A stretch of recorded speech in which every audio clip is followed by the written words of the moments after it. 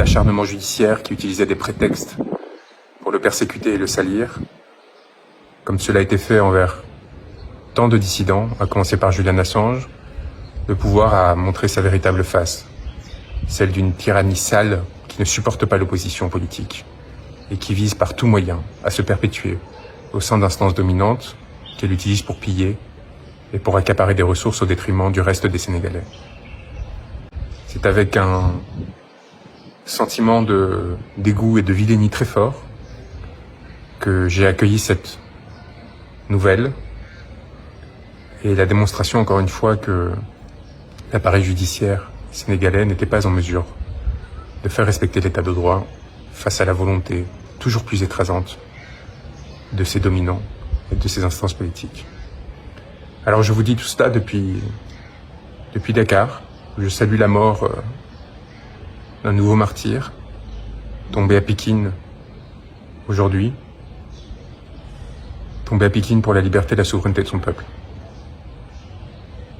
Tué par des balles d'agents de la BIP, sur lesquels nous avons tous les éléments pour mettre en œuvre les poursuites qui ont été enclenchées tant en France qu'à la Cour pénale internationale, et je l'espère bientôt dans le cadre d'un changement de régime démocratique qui se poursuivront au Sénégal lorsque celui-ci retrouvera sa souveraineté. Je vous parle non pas en fugitif, déguisé en femme, mais en effet porteur d'une robe. Une robe d'avocat. Une robe d'avocat qui m'a valu l'émission d'un mandat d'arrêt international de la part d'un gouvernement qui n'a, semble-t-il, plus idée de ce que représente l'état de droit, qui pense que lorsque cela ne suffit pas de poursuivre des individus injustement, il peut s'attaquer à ceux qui portent sa parole, le représentent, et ensuite aux journalistes qui la relayent dans l'espace public. Je tiens à saluer le courage de beaucoup de journalistes sénégalais qui, contrairement à leurs collègues oligarchisés français, ont au moins cette passion de la diversité et de la différence, même si certains sont pris dans les raies de la propagande. J'ai lu encore des insanités à mon sujet, comme quoi, dans Le Monde, journal qui appartient à l'oligarque que l'on sait, qui censure les articles ou les papiers lorsqu'ils me sont trop favorables, ils savent de quoi je parle, et à l'inverse, tentent de salir chacune de nos initiatives et racontent des anecdotes absolument délirantes, comme quoi on serait en fuite, changeant de maison en maison au sein de Dakar, sans téléphone laissé à Paris. Désolé de vous décevoir, mais la réalité est à la fois beaucoup plus complexe et beaucoup plus enchanteuse que celle que vous tentez de décrire pour détruire vos ennemis et non pas faire votre travail, contrairement à ce que vous espérez faire croire aux autres, mais servir des intérêts que l'on sait. Nous sommes ici sereins, travaillant, dur, pour nous assurer du respect des droits des personnes qui se sont engagées dans ce territoire pour leur liberté et leur souveraineté, et constatant une forme d'inertie assez sidérante de la part, d'une part de la communauté internationale, mais également de la France, mon pays, qui détient une base militaire à quelques mètres du lieu où je suis, et qui craint probablement de la perdre, et qui, par crainte de la perdre, est prête à s'asseoir sur tous les principes qu'elle a revendiqués ces dernières années, et qui ont fait son prestige et sa valeur au cours de l'histoire. Cette France qui n'a eu aucun mot pour dénoncer l'arrestation d'Ousmane Sonko. Cette France qui a participé à sa persécution en soutenant le mandat d'arrêt émis à mon encontre.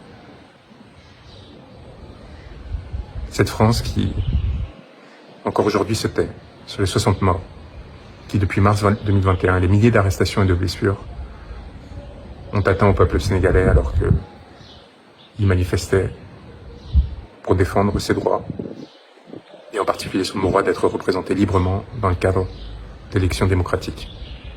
Alors c'est sûr qu'en France, on n'est pas habitué à des peuples qui luttent pour la démocratie, tout simplement parce que notre démocratie a été tellement avariée par ces jeux oligarchiques, par ces compromissions successives, par ces distorsions institutionnelles, qu'elle a perdu tout goût à la liberté et à la démocratie. Et alors, quand elle voit un peuple se lever, son élite, ses petits gouvernants, voient des échos de luttes passées, qui ont pourtant fondé notre régime et qui ont trouvé de glorieux épisodes depuis, y compris au sein des Gilets jaunes, et bien avec l'inquiétude des dominants qui craignent pour leur position et la défense de leurs intérêts. Je les connais, ces médiocres, et je les ai assez fréquentés pour savoir ce qui explique leur attentisme, leur indifférence et leur soutien larvé, puissant, à l'encontre des régimes qui tuent, qui pillent, qui violent. Est-ce que c'est pour cela qu'il faut se donner à des mains étrangères, à d'autres acteurs opportunistes qui tentent de se saisir de ces opportunités? Non. Il faut en profiter pour garder sa dignité, réclamer sa souveraineté et proposer des positions d'équilibre comme celles qu'Ousmane Sonko développait, sans asservissement à l'égard d'une puissance tierce, quelle qu'elle soit. Pour et par le peuple. Pour et par le peuple. C'est maintenant le cri qui doit nous unir pour défendre, à travers ce destin et à travers celui de tous ceux qui luttent, nos aspirations à la beauté et la dignité. Courage à tous. On est à vos côtés, très proches.